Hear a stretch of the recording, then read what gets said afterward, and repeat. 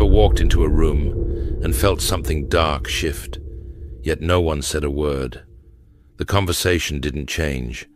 The smiles stayed the same, but something unseen in the atmosphere whispered, "This isn't just human energy. This is spiritual." If you've ever experienced that, you're not crazy and you're not alone. You're discerning something deeper, because not all battles are loud and not all victories shout. Sometimes the most powerful act of spiritual warfare is silence. Not passive silence, but holy, intentional, spirit-filled silence. I want you to hear me. Beloved, your silence is not weakness. It can be divine strategy. In a world drunk on arguments, addicted to noise, desperate to be right, there's a supernatural strength in the believer who knows when to be still and let God speak through their stillness. Psalm 46, verse 10 says, "Be still and know that I am God." That's not a retreat. That's a command rooted in trust.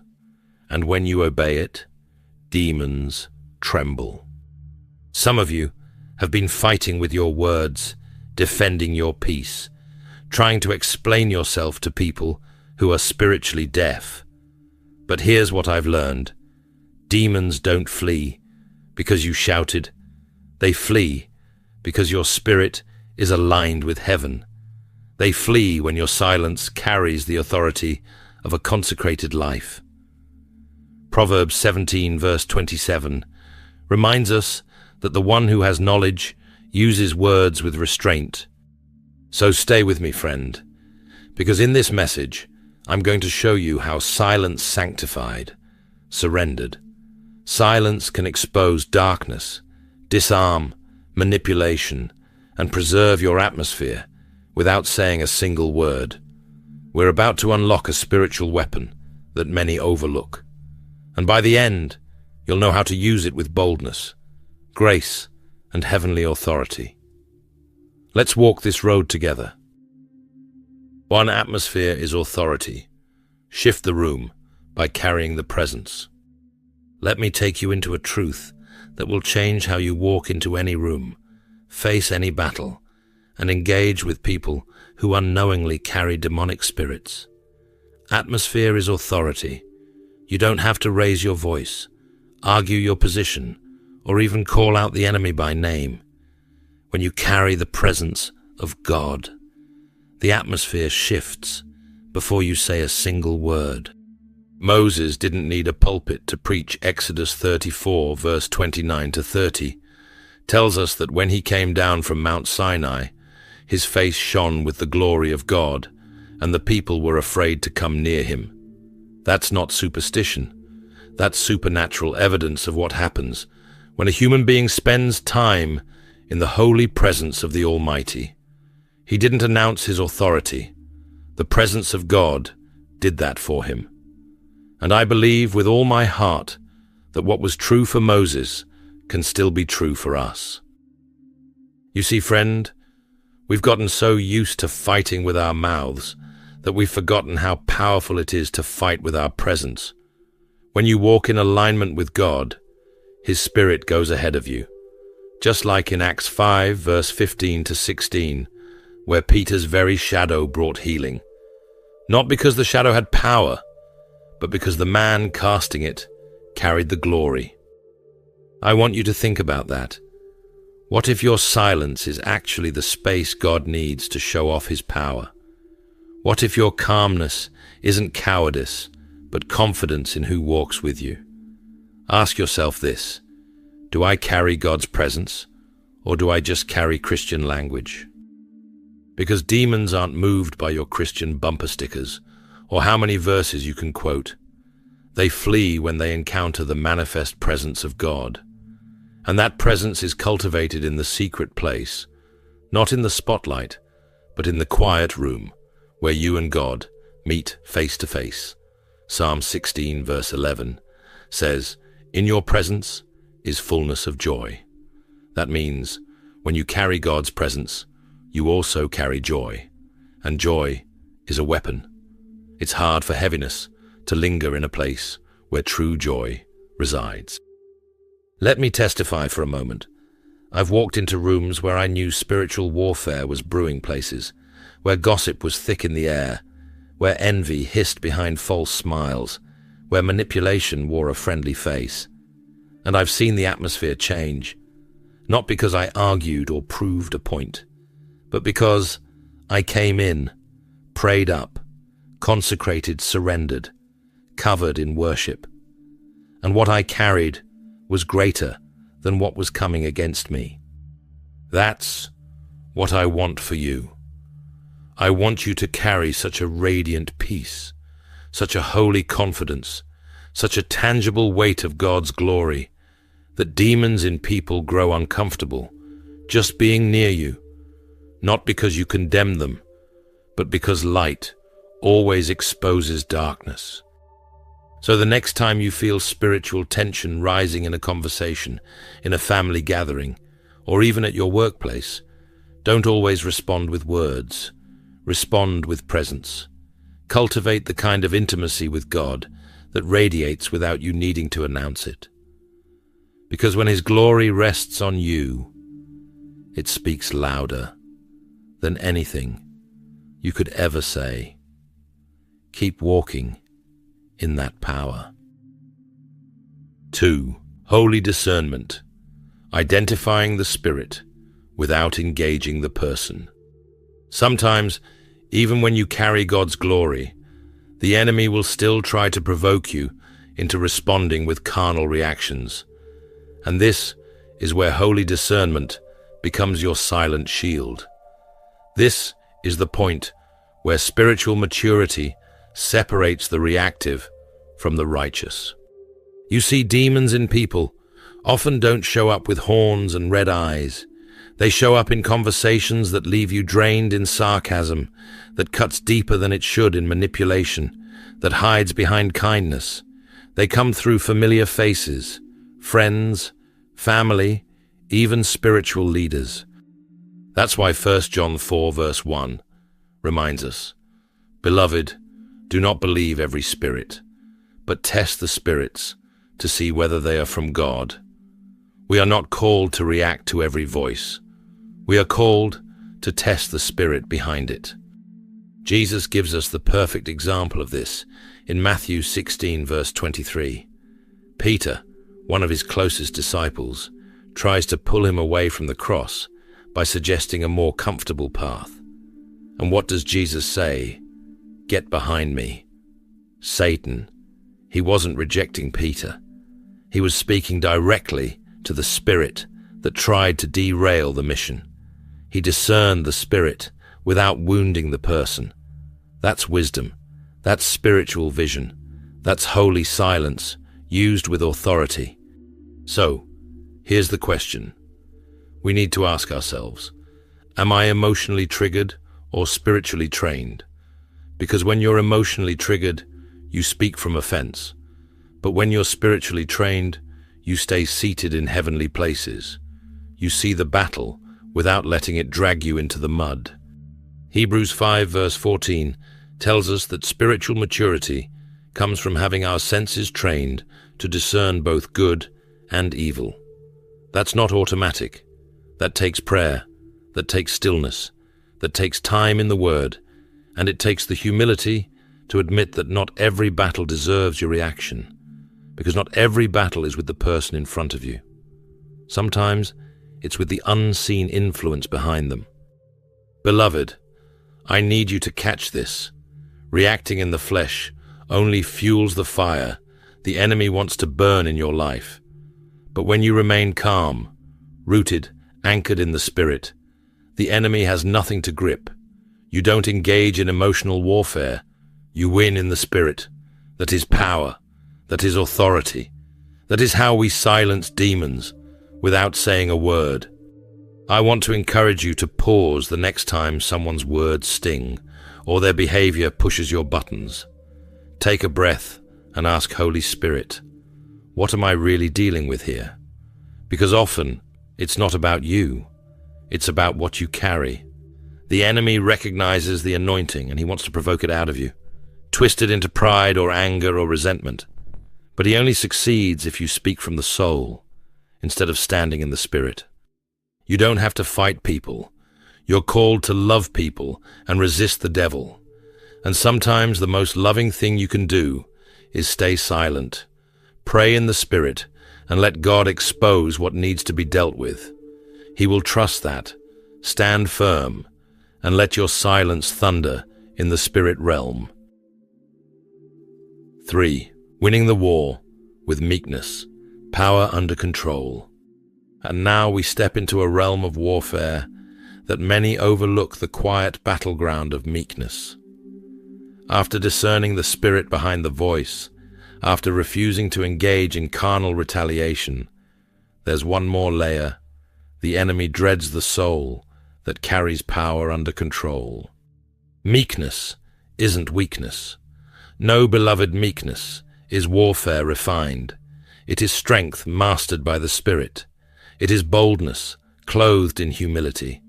It is the roar of heaven whispered through restraint. Jesus told us plainly in Matthew 5, verse 5, "Blessed are the meek, for they shall inherit the earth." Meekness doesn't shrink back. It steps forward in submission to the Father's will, even when surrounded by hostility. Can we talk about Jesus before Pilate? There stood the King of Glory, Creator of all things, facing accusations from a man made of dust. And yet Isaiah 53 verse 7 prophesied it long before he was oppressed and afflicted. Yet he opened not his mouth, like a lamb that is led to the slaughter. He did not open his mouth. Silence wasn't his surrender. It was his scepter. In that moment, his restraint thundered through eternity, louder than any defense ever could. He could have summoned legions of angels.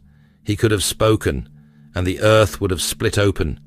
But he stayed silent because he wasn't trying to win the courtroom. He was redeeming the world.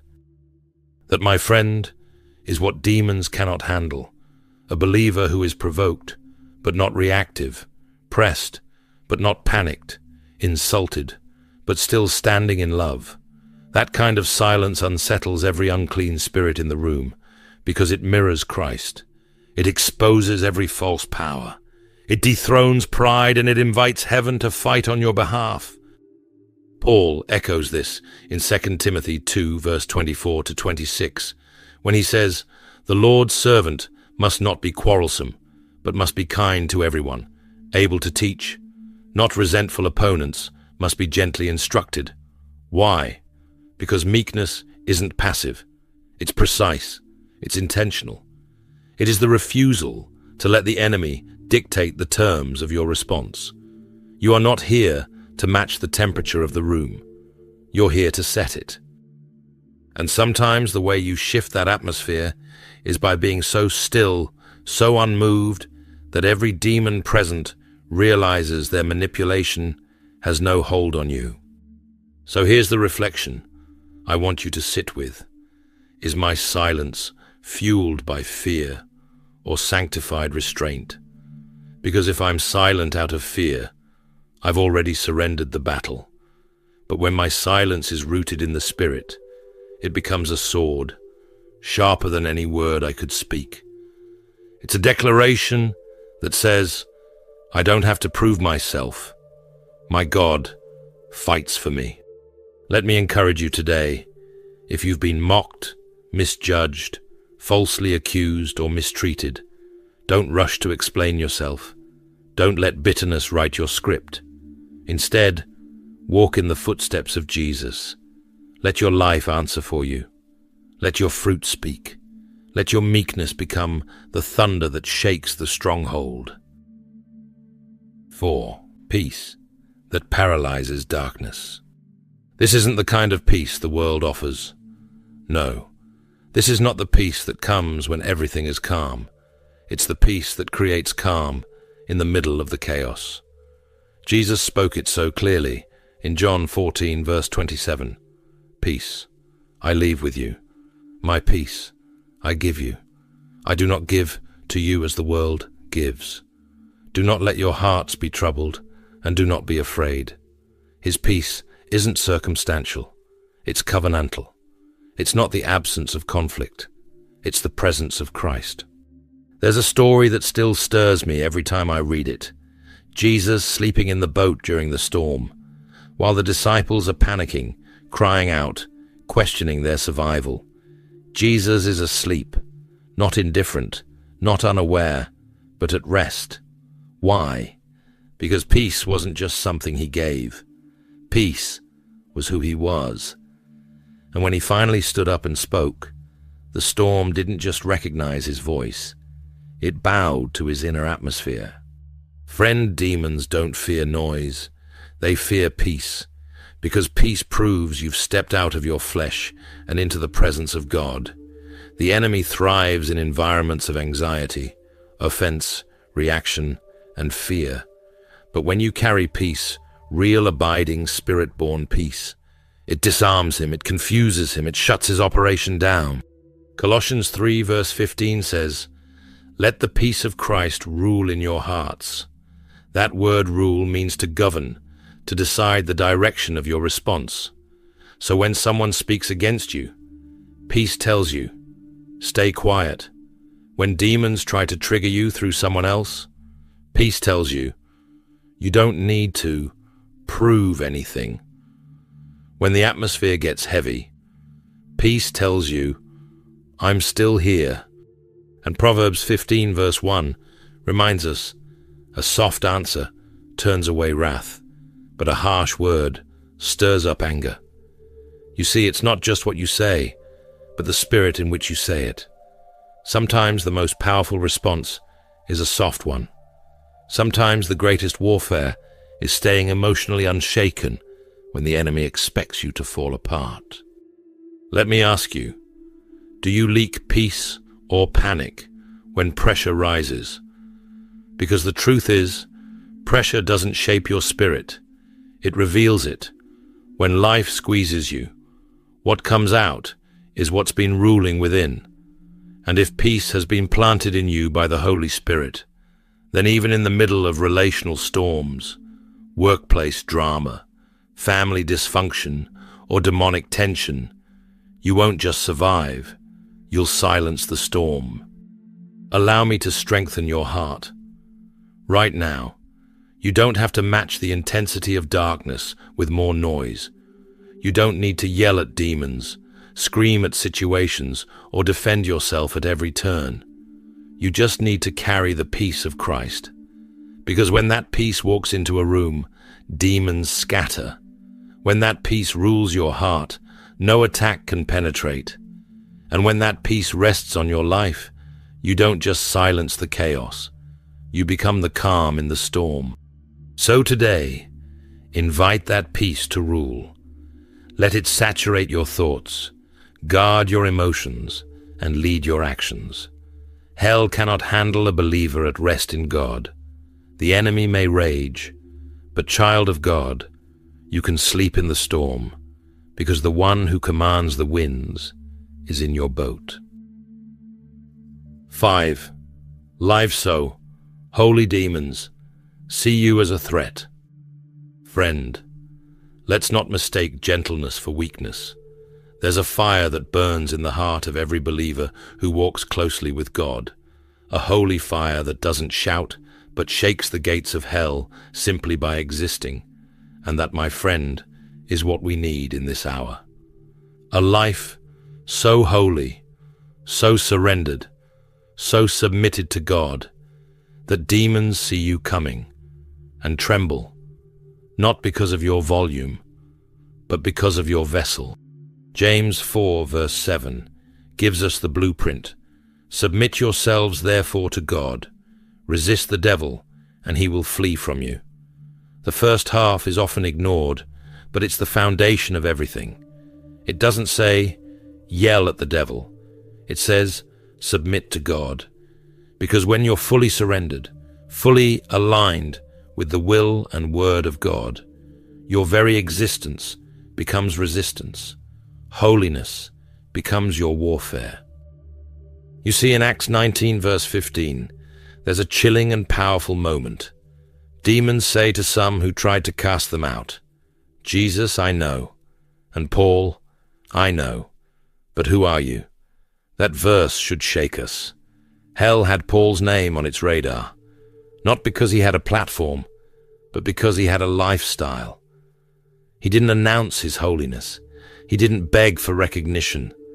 He lived so close to the Holy Spirit, so rooted in obedience, that demons recognized his steps. His silence had weight. His purity had power. So I ask you, is your life preaching, even when your lips are quiet?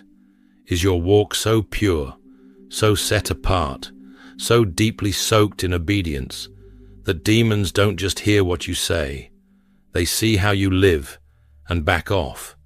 Because you don't have to argue with a demon when your life is already preaching holiness.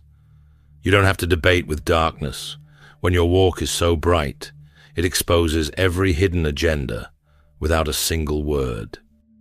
1 Peter 1 verse 15 to 16 gives us the call that echoes from the mouth of God himself. Be holy, for I am holy. This isn't a suggestion, it's a command, not a self-righteous holiness, not a holiness of performance, but a holiness that flows from love, from intimacy, from being set apart for him.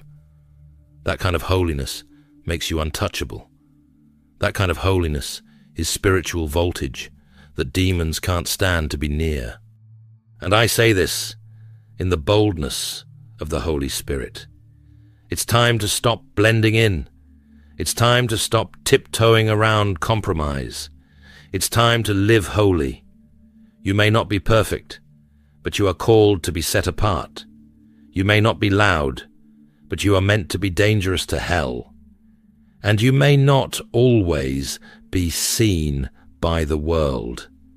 But if you're truly walking with God, you will be noticed by the spirit realm. So I want to challenge you.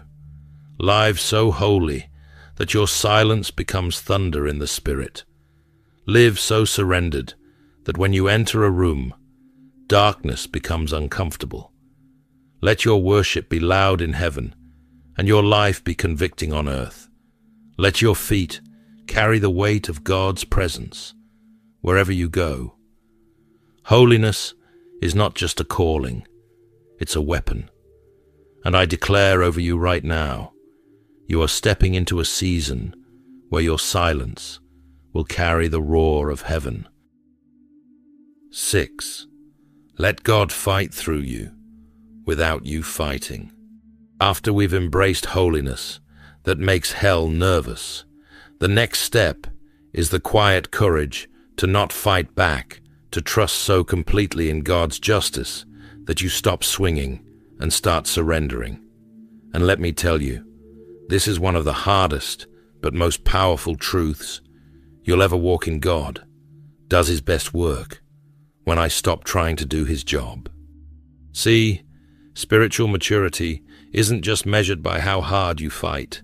Sometimes it's measured by how deeply you trust, and that trust often shows itself in stillness, not passivity, not laziness, but divine restraint, that sacred space where I let the Lion of Judah roar on my behalf, and I stop trying to fix in the flesh what God already settled in the spirit. Exodus 14 verse 14 says, "It plainly, the Lord will fight for you. You need only to be still." Now that's not just a cute verse we slap on a coffee mug. That's a strategy for survival. The Israelites were trapped, Egypt behind them, the Red Sea in front of them, and God didn't say, "Swing your swords." He said, "Stand still." Why? Because there are moments in life when moving forward means standing back, when the greatest act of spiritual warfare is refusing to retaliate. That's faith. I know what it feels like to want to respond, to speak up, to correct, to defend yourself, especially when demons in people come at you with manipulation, slander, gaslighting, and confusion. But child of God, let me remind you, Romans 12 verse 19, "Vengeance is mine, I will repay."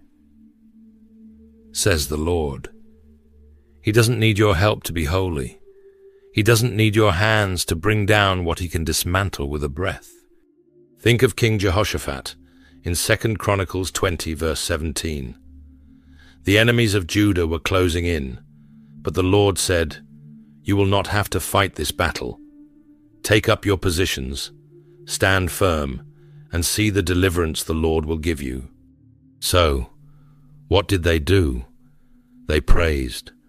While others might have sharpened their swords, they lifted their hands.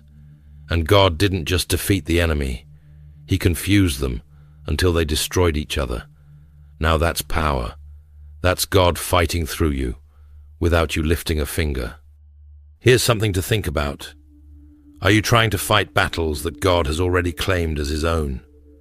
Are you spending emotional energy trying to expose a lie, prove your point, or win an argument when the Holy Spirit is whispering, "Be still and let me handle this"? There's something fierce about divine stillness. It isn't weak. It's wiser than war. It's the refusal to engage on the enemy's level. It's the confidence to say, "I know who fights for me, and I refuse to step off my throne as a child of the King, to wrestle in the mud with pigs." Because when God fights for you, he doesn't just win, he gets the glory.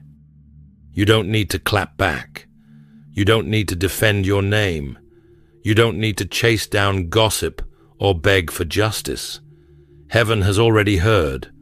The cross has already spoken, and the one who called you righteous has not forgotten your name. So today, I challenge you. Release it. Let God do what only he can do. Be still, stand firm and worship while he moves. Because when you stop fighting, he starts showing off. And demons know they can't win a war where God himself steps in as your defender. Let him fight through you without you fighting. That's how you win, without saying a word. And so this is where your confidence is born, not in your comebacks, but in your calling, not in your sharp words, but in your still spirit. When the demonic realm sees that you won't flinch, that you won't take the bait, that you walk with heaven's authority, even when you're silent, they recognize you. They see the blood on your life.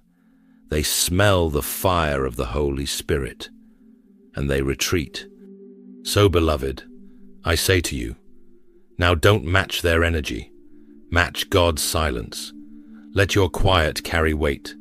Let your holiness speak louder than arguments. Submit to God, resist the devil, and he will flee.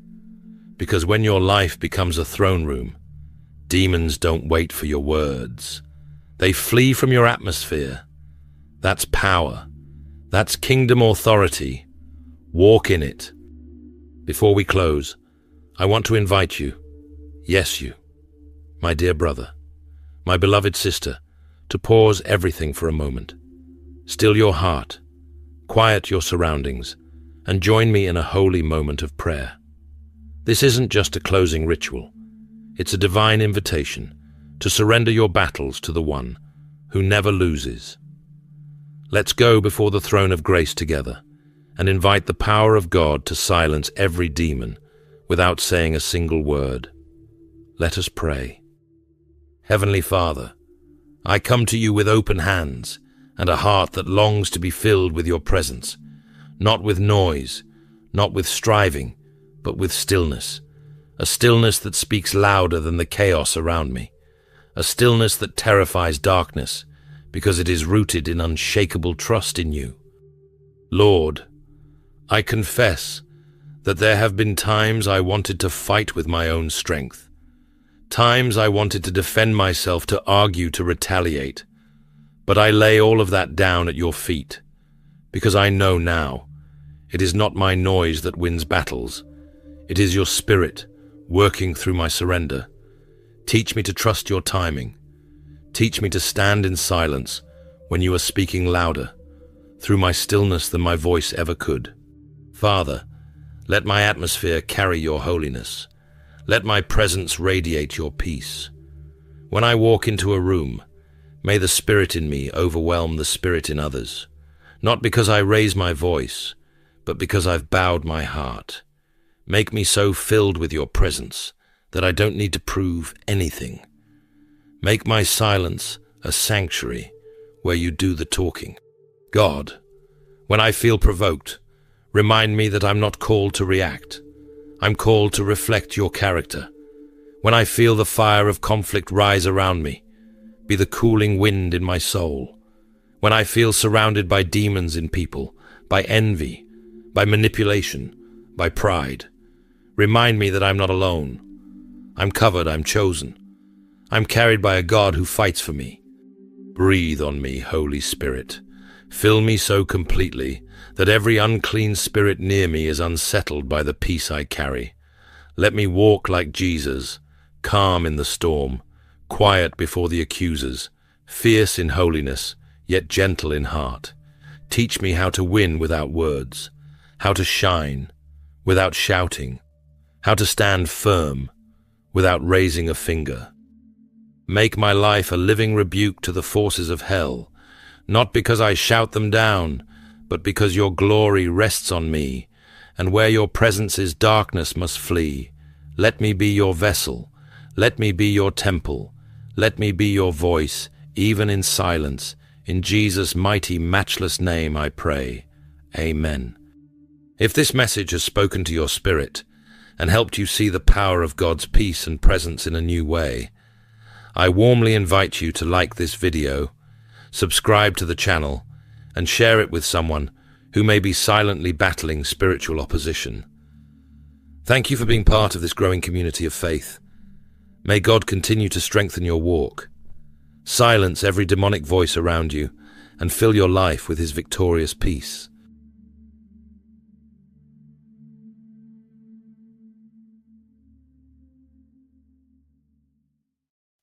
The notion of spiritual warfare is frequently discussed in religious contexts.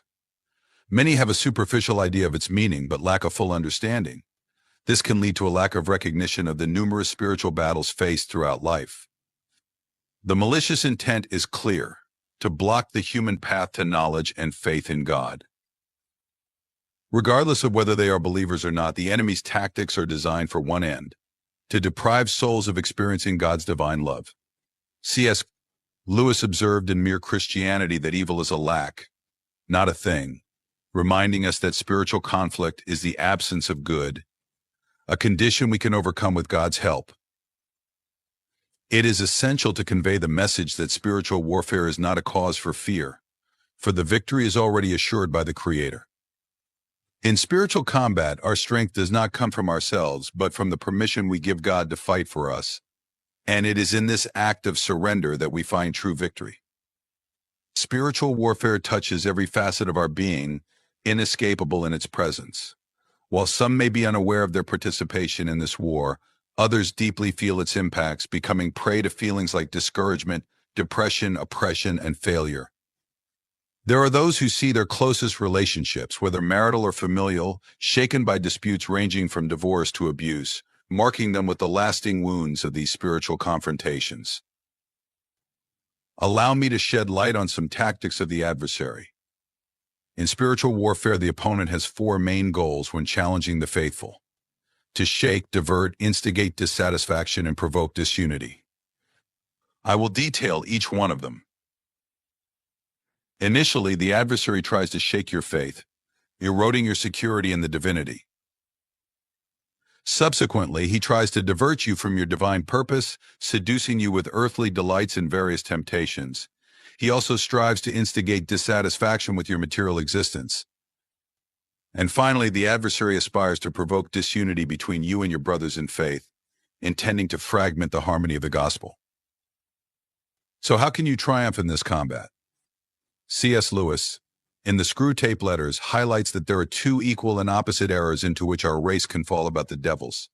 One is to disbelieve in their existence. The other is to believe and to feel an excessive and unhealthy interest in them. Christ often sought refuge in solitary places to devote himself to prayer. It is of utmost importance to establish regular moments for solitude with God, ideally free from interruptions.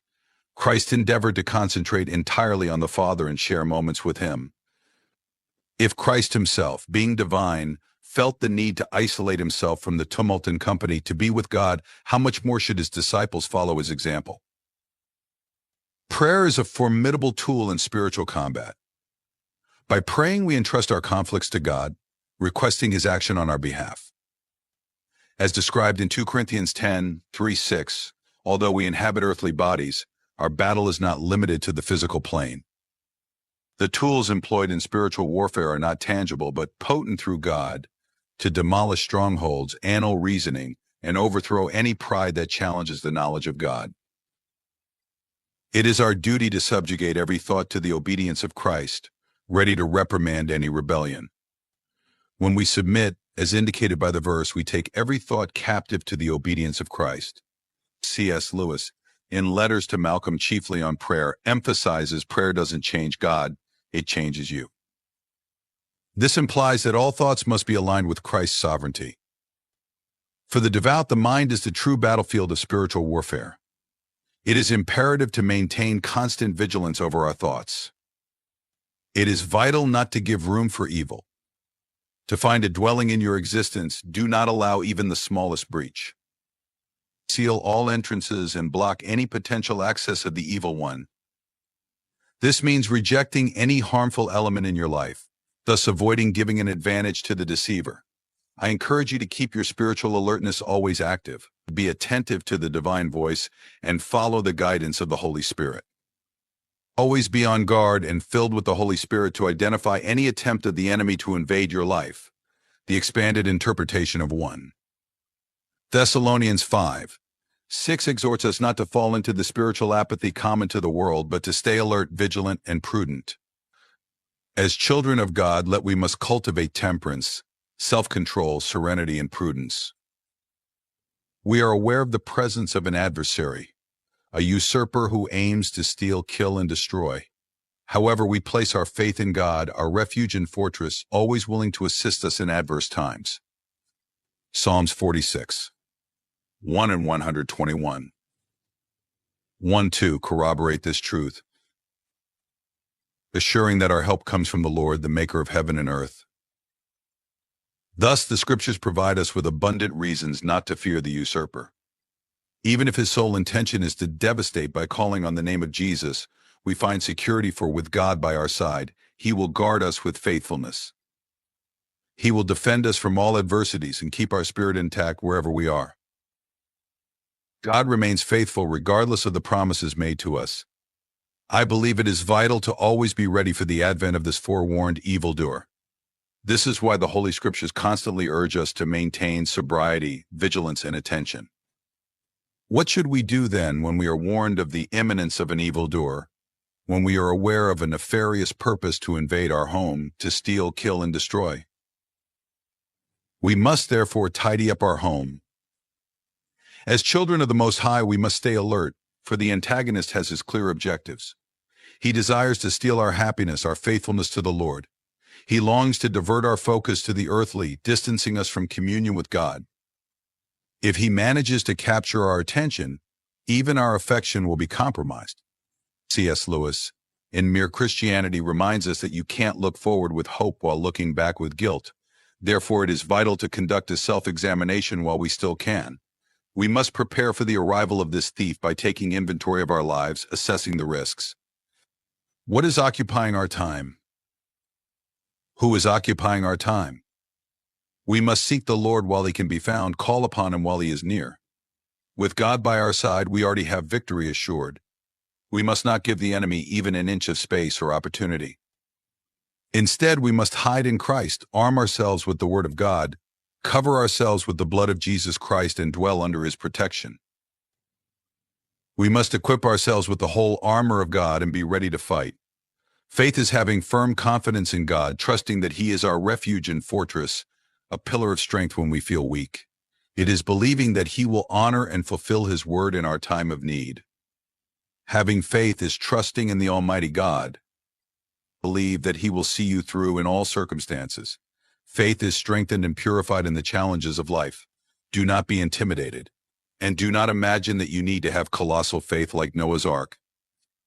In Christian doctrine about faith, Jesus asks only for a tiny faith, similar to a mustard seed. Hebrews 12:2 encourages us to fix our eyes on Jesus, the pioneer and perfecter of faith, who endured the suffering of the cross with the prospect of the joy set before him, despising the shame, and now he occupies a place of honor at the right hand of the divine throne.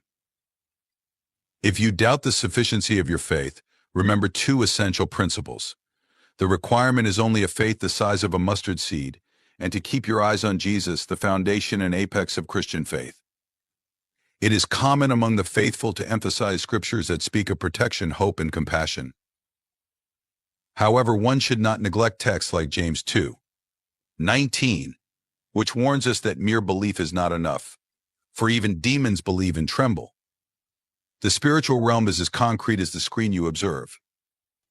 Demons are as real as the angels we esteem. Concerning our defense, there is no reason to fear demons, for we receive strength and support through the sacrifice of Jesus Christ. Nefarious spiritual entities continue to exert their influence in the contemporary world. Endowed with perception, they can discern your identity. The reading of Mark 3:11 is enlightening, as it narrates the recognition of Jesus by impure spirits who, upon encountering him, proclaimed his divine filiation and bowed in reverence. Demons, though they may instruct falsely, have the power to dominate an individual, to spread false doctrines, as warned in 1 Timothy 4:1 about the dissemination of demonic doctrines by deceitful spirits. It is crucial to emphasize this to dispel any deception. We must be aware of who our adversary is and the essence of this confrontation. It is common among Christians to have only a shallow understanding of the Scriptures. Many read the Word of God but do not dedicate themselves to the deep study necessary for true understanding. This is problematic as expressed in Hosea 6, where it is lamented that the people perish for lack of knowledge. Have you ever encountered a believer in the midst of a spiritual conflict but who does not recognize their own situation? They face adversities on all sides, relational tensions, fragile health, financial disorder, without understanding the causes. This ignorance is the root of the problem. A Christian who does not deepen their knowledge may struggle in vain without understanding the true nature of the conflict. In contrast, an enlightened believer would be aware of Ephesians 6:12, which teaches us that our battle is not against human entities, but against spiritual forces of evil in heavenly realms. This knowledge is fundamental. We fight our battles on the supernatural plane, not the physical one. However, it is worth noting that the spiritual often makes itself felt in the concrete, which can confuse the less deep believer. A narrative of this is found in Matthew 17, where a demon-possessed boy is brought to Jesus. Verse 18 reports that, with a rebuke from Jesus, the demon was expelled and the boy was promptly healed. It is interesting to note that healing came after spiritual deliverance, suggesting a link between possession and illness. The symptoms described by the father included seizures and risky behaviors, evidencing that demons can manifest in various ways, including causing physical ailments. Thus, it is necessary to understand that although demons act in the spiritual, their manifestations can occur in the physical, as illustrated by the boy's illness in Matthew 17. Jesus' action led to the expulsion of evil and the immediate recovery of the boy. I share, therefore, that certain illnesses may elude conventional medicine because they are of a spiritual essence. It may be that doctors cannot diagnose or explain such cases. The key is understanding that our struggle goes beyond the physical, confronting evil entities in the spiritual. As believers, prayer is essential, but it is also crucial not to neglect knowledge. Matthew 10:1 reminds us that Jesus granted the disciples authority over impure spirits to expel them and heal diseases and ailments. Likewise, we the sanctified have received such authority. It is through the Holy Spirit that we are enabled to repel these forces and achieve victory in our journey.